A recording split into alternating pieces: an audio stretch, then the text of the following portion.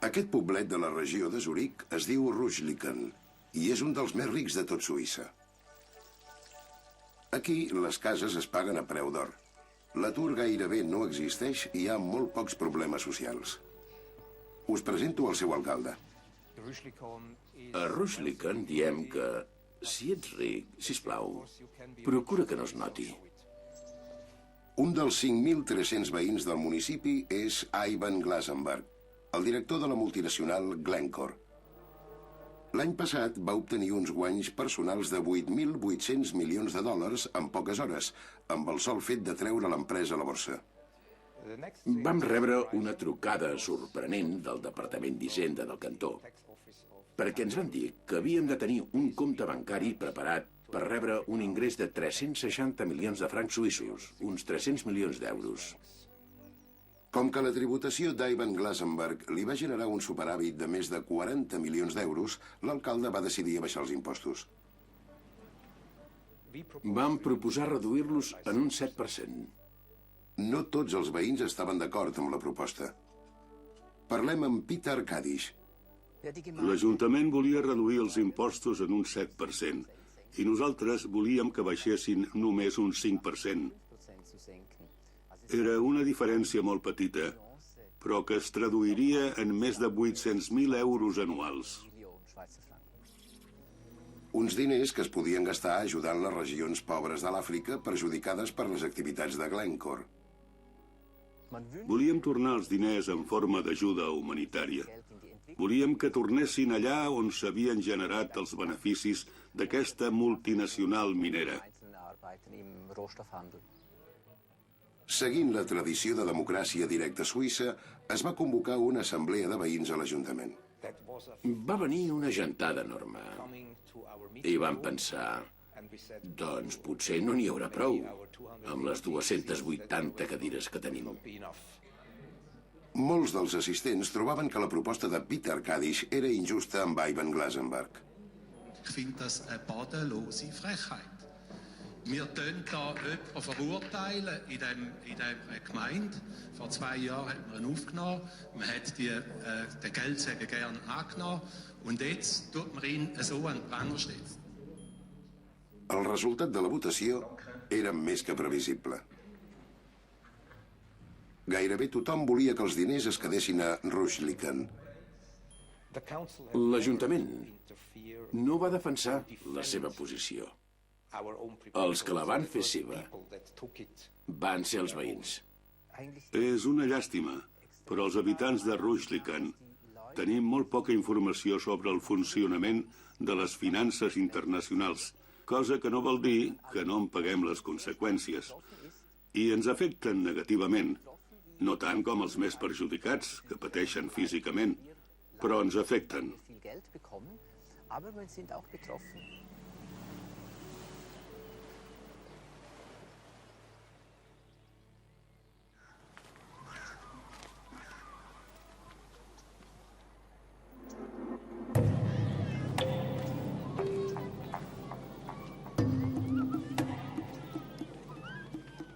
Ara som a l'anomenat Cinturó del Coure de Zàmbia. Sota la terra que trepitgem hi ha els jaciments d'aquest metall més grans de l'Àfrica. I el coure és un producte essencial per l'economia mundial. La planta de Glencore és allò d'allà baix. Actualment, gairebé totes les mines de coure de Zàmbia són propietat de multinacionals. En els últims 10 anys n'han sortit 29.000 milions de dòlars de mineral. Déu li ha donat al nostre país el tresor que és aquest recurs natural tan abundant. Però, paradoxalment, som un dels 20 països més pobres del món. Zàmbia és rica, però alhora és molt pobra.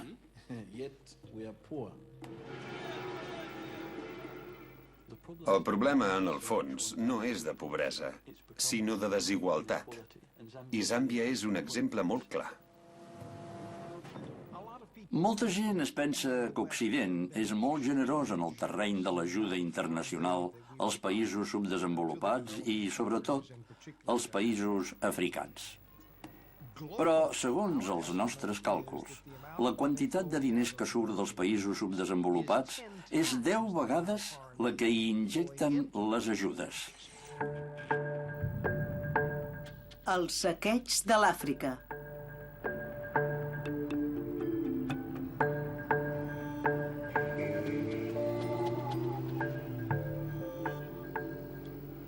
He vingut a Zàmbia per investigar sobre el terreny per què aquest país amb tants recursos naturals continua sent un dels més pobres del món.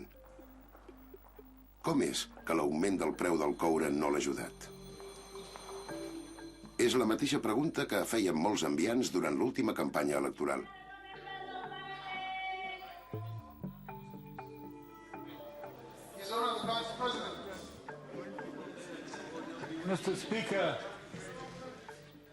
L'octubre del 2011, Guy Scott, que havia amenaçat d'ocupar les explotacions mineres que es neguessin a pagar impostos, va ser nomenat vicepresident del govern. L'Àfrica perd cada any més diners a causa dels impostos que les multinacionals deixen de pagar, dels que hi arriben en forma d'ajudes dels països on aquestes empreses tenen les seus. Scott va néixer a Zàmbia, va estudiar economia a Cambridge i es va doctorar en ciències cognitives. Resulta sorprenent que el vicepresident de Zàmbia sigui blanc. No sóc l'únic vicepresident blanc del món. El dels Estats Units també és blanc. I als països del Carib també n'hi ha bastants. En el context africà encara sorprenc una mica, però l'Àfrica està canviant. Sóc un gran nacionalista zambià, jo. Què he de ser, si no? Podria ser un latifundista que explota els zambians? No, els estrangers no tenen dret a vot. I encara que pretengués defensar-los, de latifundistes blancs n'hi ha molt pocs aquí. Però suposo que entén que li facin aquest comentari. Sí, a l'Àfrica el més habitual és que els polítics blancs representin els interessos de la minoria blanca. Però no és el cas. A mi em veuen com un defensor dels pobres, dels aturats i de la gent humil del planeta en general.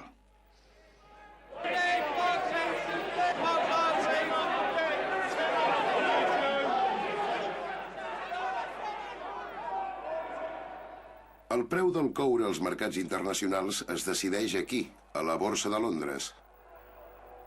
Entre els anys 2001 i 2008 es va multiplicar per 4.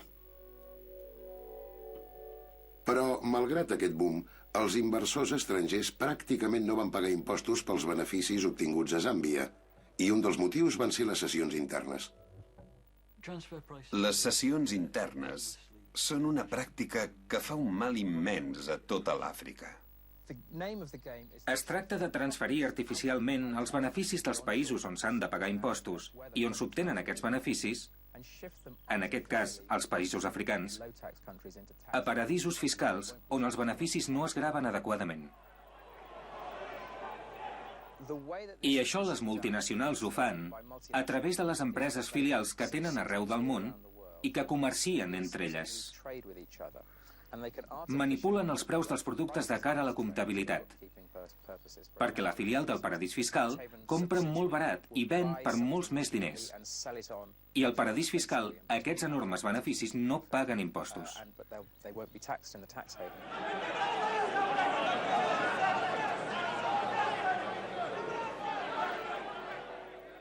Una gran part dels metalls africans es compra i ven diverses vegades dins les mateixes multinacionals mineres abans de passar al mercat. Sobre el paper, Suïssa és un dels principals països importadors de coure zambià. Suïssa li compra molt coure a Zàmbia, però això no vol dir que el coure es transporti realment de Zàmbia a Suïssa.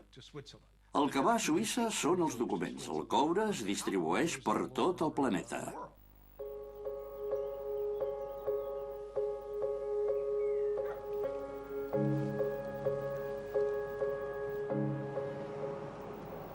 A només mitja hora per carretera de Rujlikan trobem la seu central de Glencore, el grup empresarial propietari de les principals mines de Zàmbia. És on treballa Ivan Glasenberg, el director i titular del 15% de les accions de la multinacional. Mr. Ivan Glasenberg, our esteemed CEO. It has been a very exciting period for the group. Glencore és el primer grup productor de matèries primeres del món amb una facturació anual de més de 180.000 milions de dòlars. Més de 8 vegades el producte interior brut de Zàmbia. Entre moltes altres empreses, controla per mitjà d'un 73% de les accions Mopani Copper Mines, que ven tot el coure que extreu internament a Glencore. Malgrat la seva facturació, el grup Glencore és gairebé del tot desconegut per l'opinió pública. L'any passat, els seus advocats van advertir la premsa britànica que els seus executius no tenien cap desig de notorietat i que qualsevol informació sobre la seva vida privada els podia crear problemes de seguretat. Your company is a major investor in the developing world. We believe developing countries need more investment, not less. Investment provides jobs, education, access to healthcare, and improved infrastructure. We spend hundreds of millions of dollars on goods and services, as well as running schools and hospitals at many of our operations. Without foreign investment, none of this would be possible.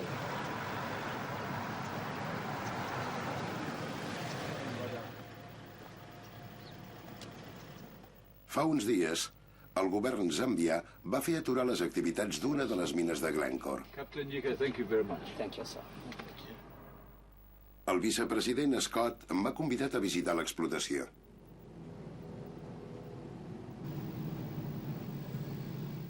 Els veïns de la regió s'han queixat de la presència de núvols de gasos àcids.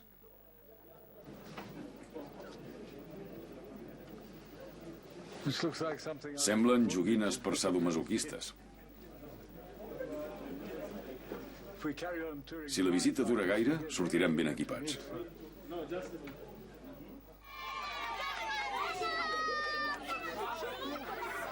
Vice President.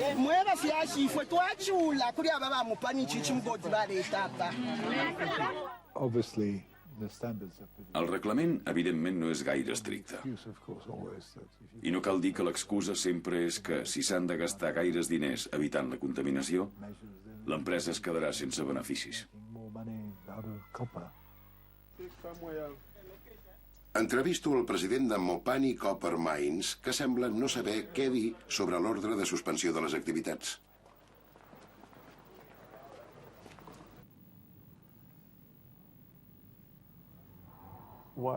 Doncs no ho sé. Som una empresa responsable i molt transparent en la relació amb la societat en general i amb les autoritats en particular. Tenim tots els documents a la seva disposició. La petició de l'Agència del Medi Ambient ens ha sorprès molt i estem impacients per saber per què s'ha produït. Estem esperant que ens ho expliquin en detall. Finalment, després d'adoptar noves mesures de control de les emissions tòxiques, Mopani pot reprendre l'activitat. Aquesta planta ja havia tingut altres problemes d'aquest tipus amb l'administració. L'any 2005 s'hi va produir una fuita d'àcid que va arribar a la xarxa d'aigua potable d'una població dels voltants. 3 anys després hi va haver un incident similar, però encara més greu. Hi havia gent que obria l'aixeta de la cuina i en sortia aigua de color blau. S'havia acumulat àcid sulfúric al subsol i havia acabat per contaminar l'aigua. I la gent es posava de color verd o blau. Recentment, Glencore, amb l'ajuda d'un préstec de 50 milions de dòlars de la Unió Europea, ha doblat la capacitat de producció de Mopani.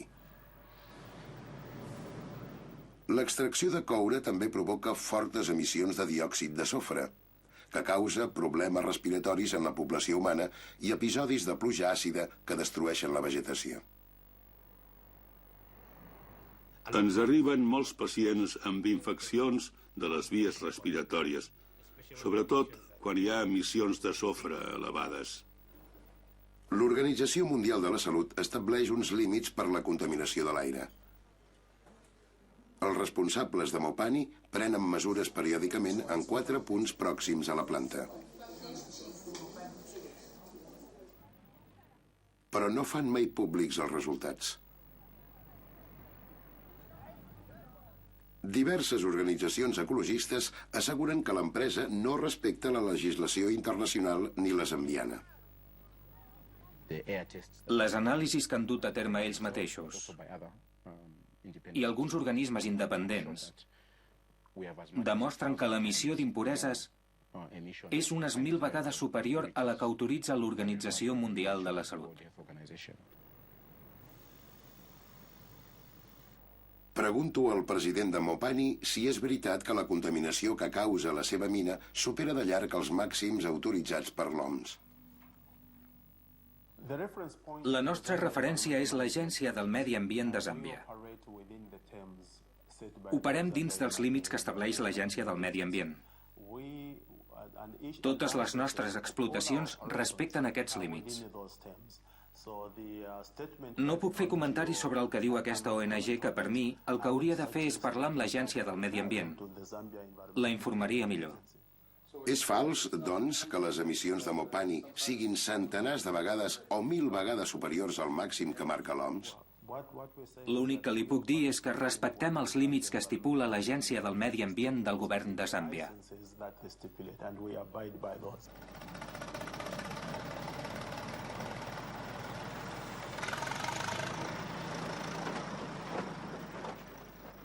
He demanat els índexs de contaminació observats al voltant de la mina a la direcció de Mopani i a l'administració zambiana, però no me'ls han facilitat. Finalment, em poso en contacte amb el cap de comunicació de Glencore. M'han explicat que mesuren el nivell de contaminació a diferents punts de la ciutat de Mufulira. Algú de Glencore em pot donar aquests nivells? No els fem públics. Per què no? Doncs perquè no. És una informació que queda entre nosaltres i l'organisme regulador de Zàmbia. Però l'únic que voldria saber són les dades concretes. I ja li he contestat la pregunta. No, no me l'ha contestat. O potser és que no l'he entès. Quina és la resposta? La resposta és simplement que no fem pública la informació que em demana.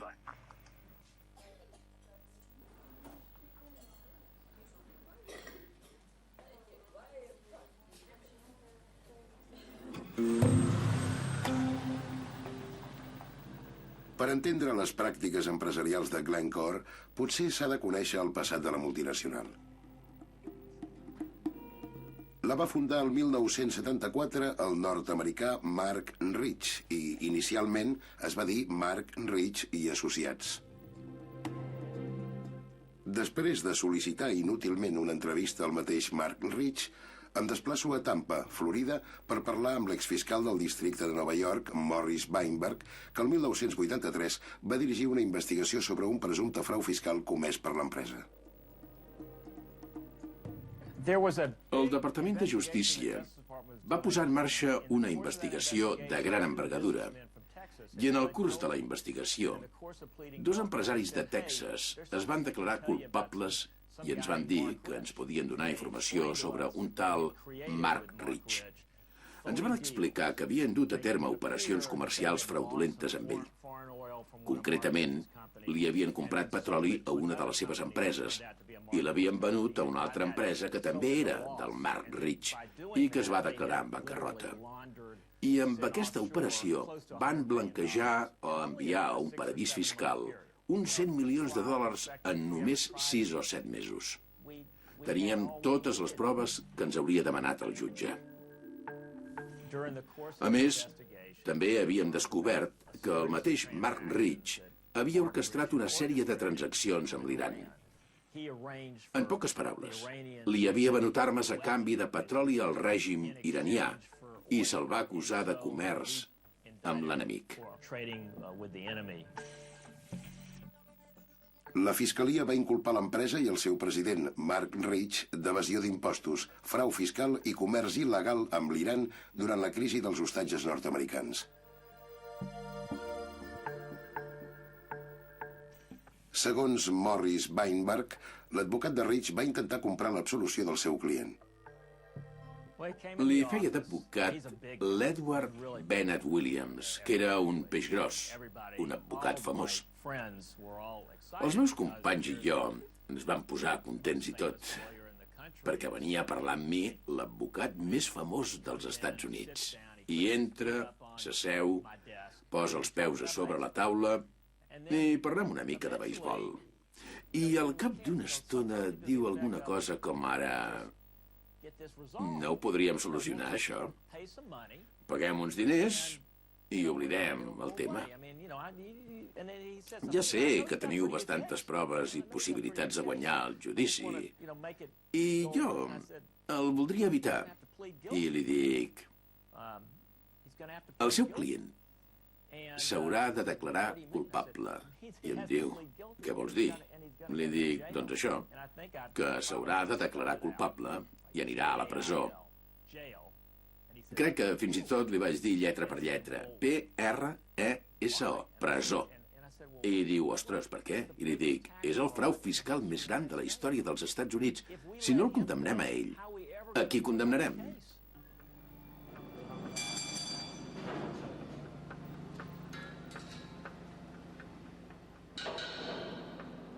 L'any 2000, el govern zambià va privatitzar les mines de coure i les va vendre a inversors estrangers. Un dels fraus més importants que es van cometre a Zàmbia amb el senyor Chiluba com a president va ser el de la privatització de les mines de coure estatals. No s'ha investigat mai oficialment el conjunt del procés de privatització, però l'any 2007 l'estat zambià va denunciar el llavors ja expresident Chiluba per apropiació indeguda davant els tribunals britànics. Michael Sullivan va actuar com a fiscal en el judici. Se'l va declarar culpable de conspiració per defraudar la República de Zàmbia i d'incompliment d'obligació fiduciària per un valor total de 46 milions de dòlars. Un exemple clar de la seva gestió va ser la compra de sabates i vestits molt cars en una botiga concreta de Ginebra, que es deia Basil, on es va gastar $1.100.000. Jo mateix vaig veure la roba que es va confiscar durant la investigació, i n'hi havia 11 baguls. I aquí tinc la llista del que contenien. 206 vestits d'alta costura, 185 camises, 36 jaquetes, 157 parells de pantalons, 64 parells de sabates i 74 corbates. Les corbates també eren de dissenyador i s'havien comprat principalment a Itàlia i Suïssa. És un exemple molt gràfic de la naturalesa i la magnitud dels delictes. Les mines estatals de coure es van vendre per $627 milions. L'any passat, en només 12 mesos, en van sortir més de $6.000 milions en coure. El president Chiluba va morir l'any 2011. Francis Kaunda, que va dirigir les negociacions de la venda, encara viu a Zàmbia. El 2008 el van condemnar a 2 anys de presó per corrupció. Li vaig sol·licitar una entrevista durant més de 6 mesos. Diu que vol que el pagui per entrevistar-lo. Sí, li hauria de cobrar. Li vaig dir que no li pagaria i es va acabar la conversa. Ni parlar-ne. Li volia oferir l'oportunitat d'explicar-se. No podrà ser. L'oportunitat de què? Em deixa dir-li una cosa? Ho sento, però no. Seria només... No podrà ser.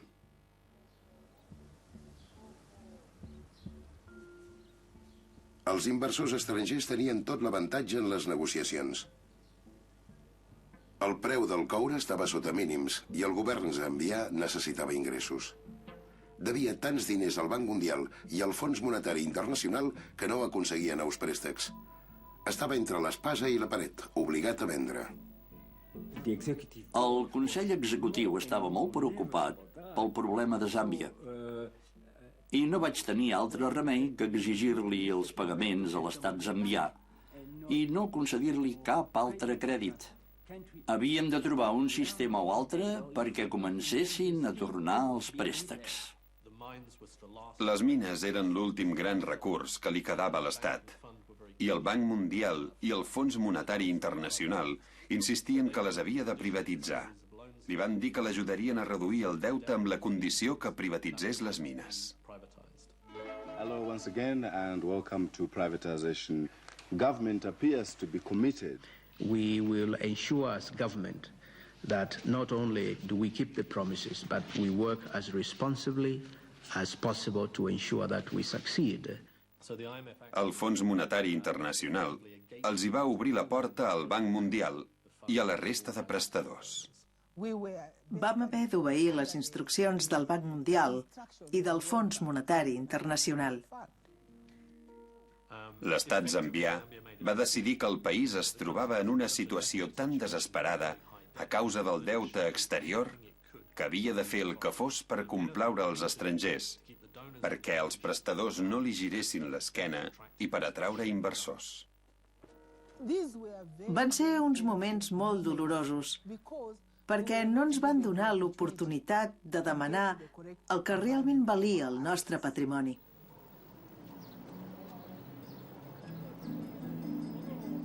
La privatització de les mines de coure i la pujada dels preus han revitalitzat el sector. Però, malgrat el creixement econòmic, l'índex d'atur de Zàmbia no ha baixat. Més del 64% de la població viu per sota del llindar de la pobresa i el país continua desesperat per atraure inversions estrangeres que puguin crear llocs de treball.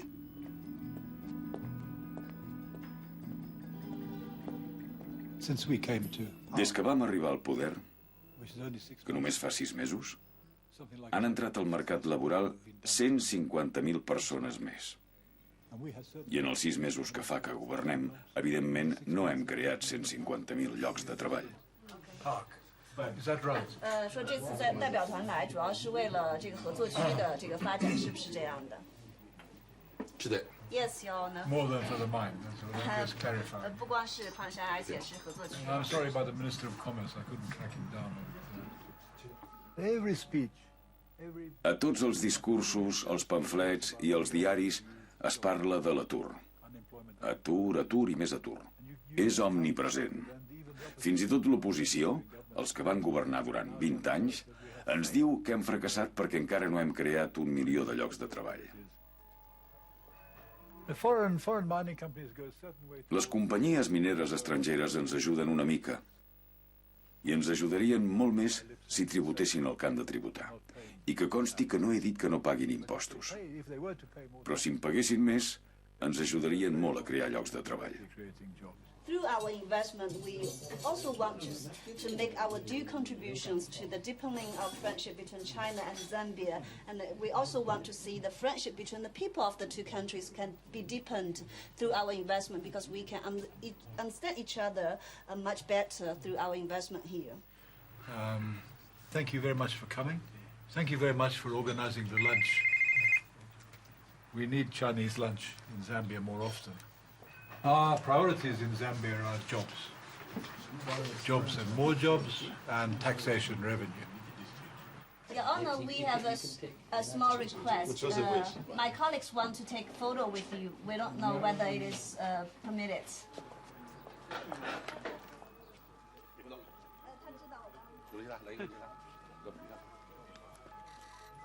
The first key to development. La clau del desenvolupament d'un país amb un problema d'atur tan greu com Zàmbia és el creixement econòmic.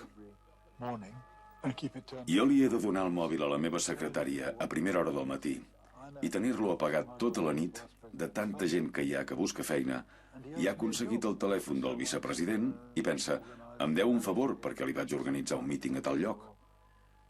O pensa, coneix el meu germà. Es conformarien amb qualsevol feina. És una situació de desesperació que es veu i s'olora a tot arreu. No paren d'enviar-te SMS. Donen feina, donen feina, donen feina. Thank you.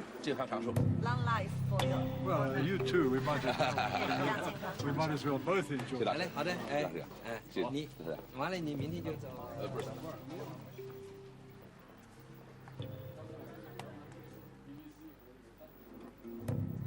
Els pocs impostos que paguen les companyies mineres fan pensar a alguns països prestadors que Zàmbia no treu prou profit del seu coure. L'ambaixada noruega a Lusaka ha analitzat les xifres. El 2006, les exportacions van sumar un total de 3.000 milions de dòlars, però només van deixar 50 milions de dòlars en impostos a Zàmbia. Segons un informe del Banc Mundial de l'any 2011, Zàmbia perd diners, per exemple, amb la producció d'electricitat. Les tarifes que cobra només cobreixen un 40% del cost històric. Segons les companyies mineres, que paguin tan pocs impostos té una explicació molt senzilla. En primer lloc, moltes empreses tenien dèficit fiscal. I, en segon lloc, les infraestructures de producció estaven tan deteriorades que es van haver de fer unes inversions enormes per reparar-les.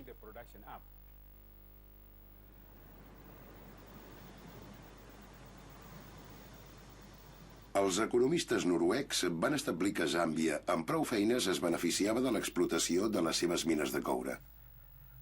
El 2007, la tributació del sector miner només va representar un 0,2% del PIB del país, mentre que el coure va constituir un 71% de les exportacions. Vam estudiar els contractes i vam trobar greus irregularitats. I vaig anar a Lusaka, em vaig dirigir als parlamentaris i els hi vaig dir: ho decideixen vostès, però si el seu govern ens ho demana, la comunitat internacional, encapçalada per Noruega, finançarà una auditoria com cal del sector.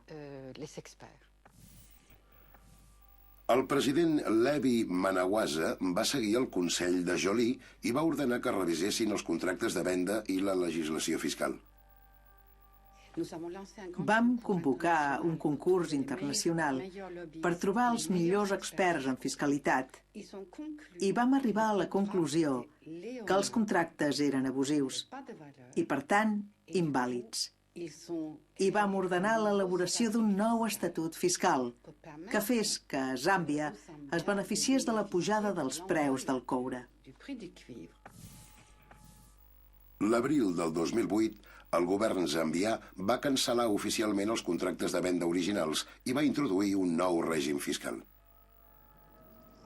Dir que a les companyies mineres no els hi va agradar seria un eufemisme. Es van posar furiosos i van dir que presentarien una demanda als tribunals internacionals. Van introduir uns nivells de fiscalitat que podien portar les empreses a la bancarrota. Era complicat per totes dues parts. Per les companyies mineres eren uns impostos massa elevats.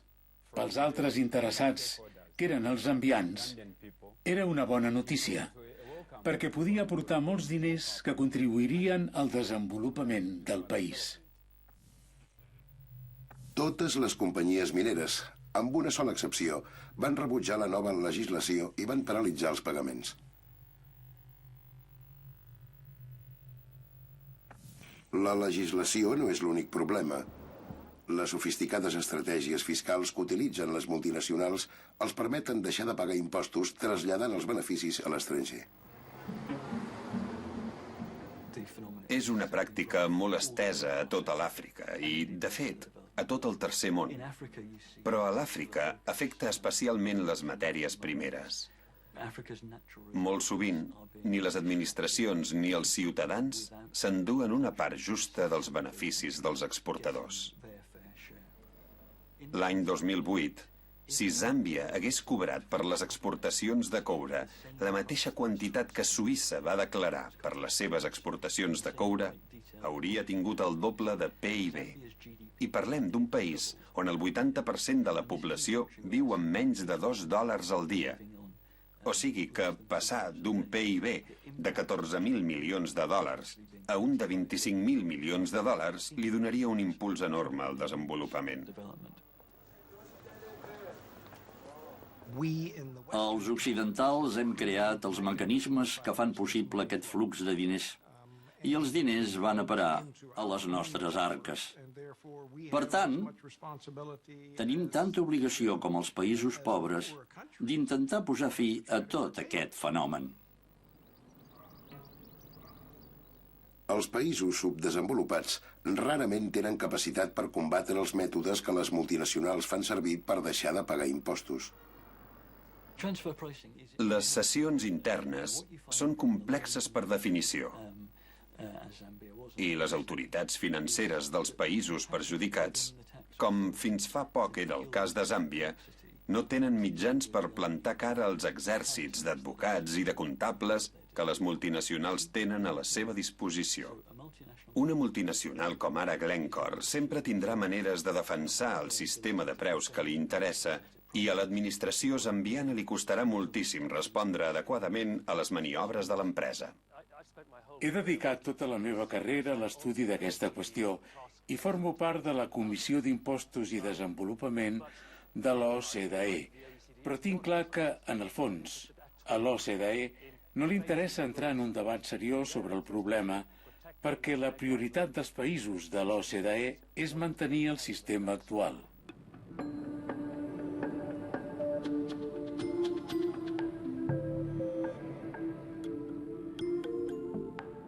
Glencore té un llarg historial de problemes amb la justícia.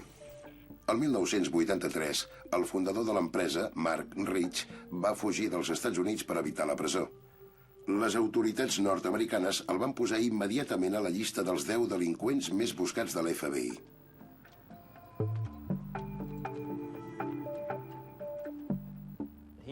No volia anar a la presó.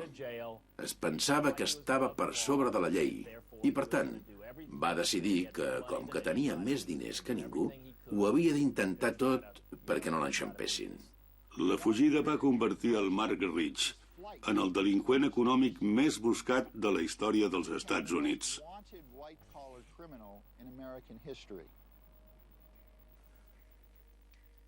Suïssa es va negar a extradir-lo, però cada vegada que sortia d'aquest país corria el perill que el detinguessin. De manera que havia de buscar una altra solució. Va contractar un antic assessor del llavors president Bill Clinton per comprar l'indult. La seva dona, Denise Rich, va donar més d'1 milió de dòlars al Partit Demòcrata i una quantitat que no coneixem a la biblioteca presidencial Clinton. A més, el primer ministre israelià Barak i el rei d'Espanya, entre altres caps d'estat, van telefonar personalment al president nord-americà per demanar-li que indultés Rich. Jo sóc demòcrata. Sóc de Tennessee. I vaig treballar amb el pare d'Al Gore. I vaig estudiar amb el mateix Al Gore. I sóc amic seu. I que perdés les eleccions contra el Bush em va saber molt greu. O sigui que un dels pitjors dies de la meva vida va ser el de la investidura del George Bush fill. No volia ni veure-la. Però a mig matí sona el telèfon i és el Michael Lizikoff, que és un periodista de prestigi, i ens coneixíem una mica. I em diu, què li sembla, això de l'indult? I li dic, quin indult? Han indultat els de Milcon? Milcon era una altra empresa que tenia problemes. I em diu, no, l'indult del Mark Rich. I vaig deixar anar un renec que no puc repetir i li dic, i el Pincus Green? I em diu, qui és el Pincus Green? Era el soci del Mark Rich. I el Michael Lizikoff es mira la llista i em diu, sí, també està indultat.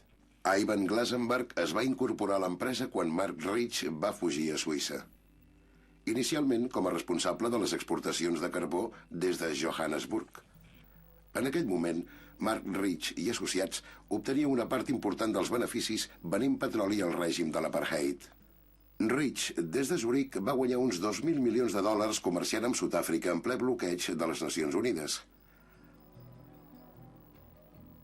El 1991, finalment, es van dur a les oficines de Suïssa Ivan Glasenberg, que no va trigar a convertir-se en un dels seus homes de confiança. En un dels anomenats Rich Boys. L'indult de Mark Rich no incloïa l'empresa.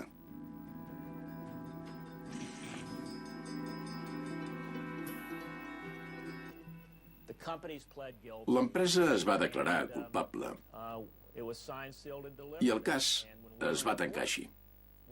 Va ser com el Mark Rich va acabar de sortir de l'embolic perquè, per pagar la sanció, es va vendre les accions de la 20th Century Fox i uns pous de petroli. I no sé què més. I amb els 200 milions de dòlars que li van donar, va pagar el que li demanava l'Estat com a multa pels delictes de l'empresa.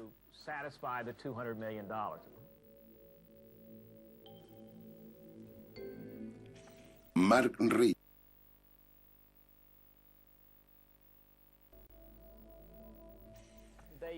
van actuar al marge de la llei des del principi. Miressis on miressis, descobries que l'empresa i els seus representants violaven la llei contínuament amb acords comercials ficticis, traient documentació del país d'amagat, fraus fiscals, blanquejant diners i firmant contractes amb el règim iranià, cosa que estava prohibida. Tot el que feien era il·legal. El 1994, Rich va deixar el càrrec de conseller delegat i va vendre la seva participació a la resta de la direcció. L'empresa va passar a dir-se Glencore. Des de l'any 2004 la dirigeix Ivan Glasenberg i el seu actual president, Simon Murray, assegura que compleix escrupolosament la llei. Our position on the issues of bribery and corruption is clear. Offering, paying, authorizing, soliciting or accepting bribes is totally unacceptable to Glencore. Mentre Murray tranquil·litzava els accionistes amb aquestes paraules, Glencore Cereals i dos dels seus responsables eren jutjats a Bèlgica pel suborn d'un funcionari de la Unió Europea. Please don't feel. Everything is presumed innocent. We don't lag. Carol Bruce va acceptar durant més de 2 anys diners i bitllets d'avió i altres regals de Glencore a canvi d'informació confidencial que l'empresa va fer servir per aconseguir milions d'euros en ajudes a l'exportació de la Unió Europea.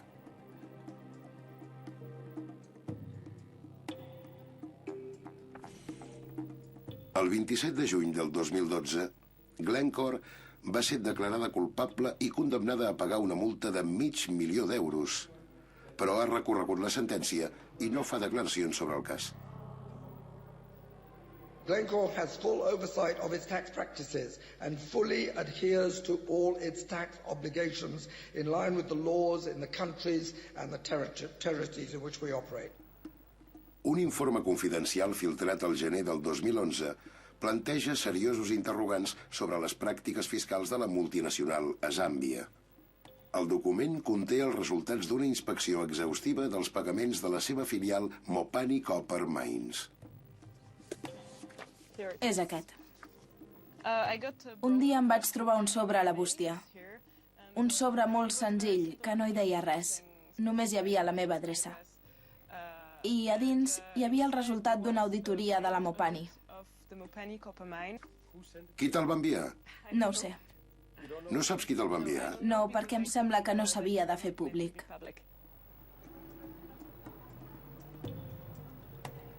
Zàmbia, amb el finançament d'un grup de països prestadors liderat per Noruega, va contractar els serveis dels auditors Grant Thornton.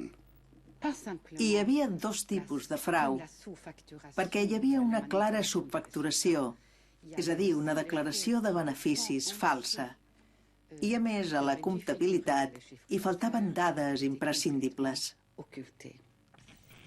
L'objectiu de l'auditoria era determinar si Mopani havia tributat correctament durant els exercicis 2006 i 2007 i va detectar indicis clars de cessions internes fraudulentes. Segons l'informe, semblava que els preus els decidia Glencore, el comprador, de manera que no es complia el principi de plena competència. Dit d'una altra manera, les dades indicaven que Glencore manipulava el preu del coure i, en conseqüència, pagava a l'estat zambià menys impostos dels que exigia la llei.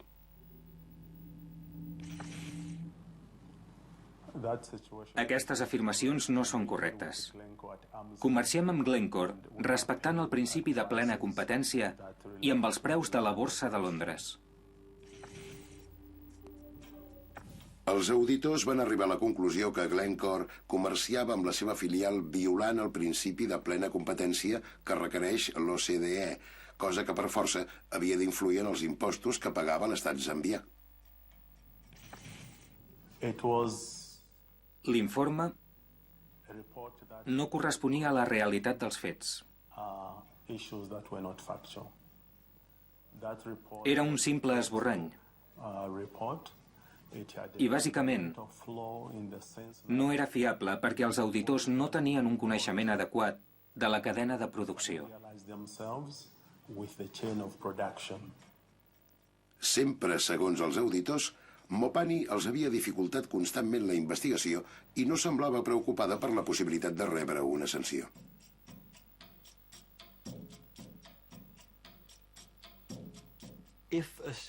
Si s'hagués dut a terme una auditoria similar al Regne Unit, per exemple, hauria aparegut immediatament, com a primer pas, una amenaça d'obertura de procés provocada simplement per la falta de cooperació. I després ja s'hauria parlat de les mesures que exigia la magnitud aparent de la distorsió de les pràctiques comercials. Després de la filtració de l'informe, el Banc d'Inversió de la Unió Europea va paralitzar els crèdits a Glencore. El ministre de Finances zambià va exigir a la multinacional el pagament del que devia, però no va obtenir resposta. Una ONG zambiana ha denunciat Glencore a l'OCDE. L'OCDE ofereix un mecanisme de presentació de queixes contra les empreses que infringeixen la legislació fiscal. I és el que van fer. I què ha passat? Res. Glencore no vol dialogar. I l'OCDE diu que si una de les parts no coopera, no hi pot fer res.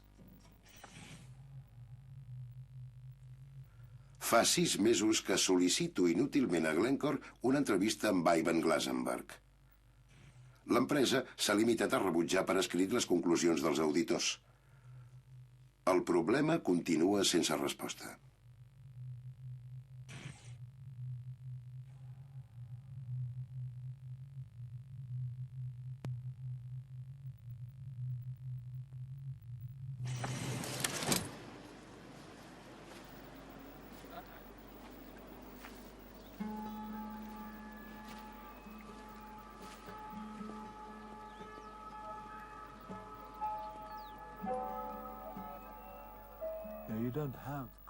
No tenim unitats d'intervenció especial d'auditors i comptables,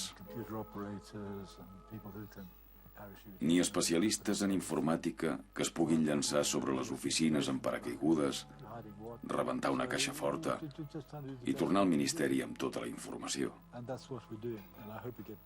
Has de fer el que pots amb els mitjans que tens. Jo no puc encanonar els executius de les companyies mineres amb un Kalashnikov.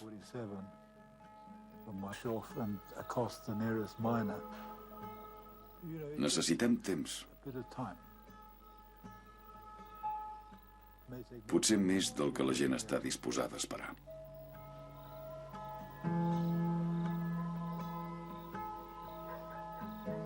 Zàmbia es va vendre a les mines de coure en el pitjor moment possible, de manera que ara li resulta molt difícil treure partit dels seus recursos naturals. El govern actual voldria ingressar més impostos per les exportacions, perquè necessita desesperadament diners per finançar l'ensenyament i la sanitat i per combatre la pobresa.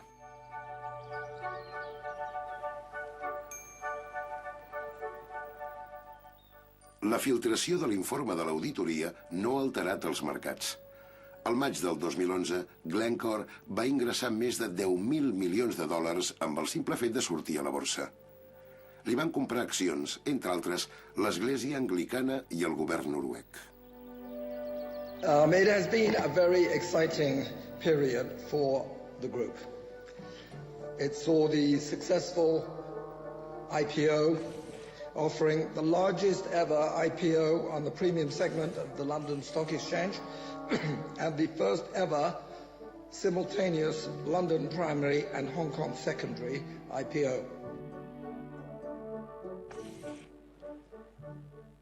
La sortida a la borsa de Glencore va donar 8.800 milions de dòlars a Ivan Glasenberg. Uns altres 400 empleats de l'empresa hi van guanyar 100 milions de dòlars cadascun.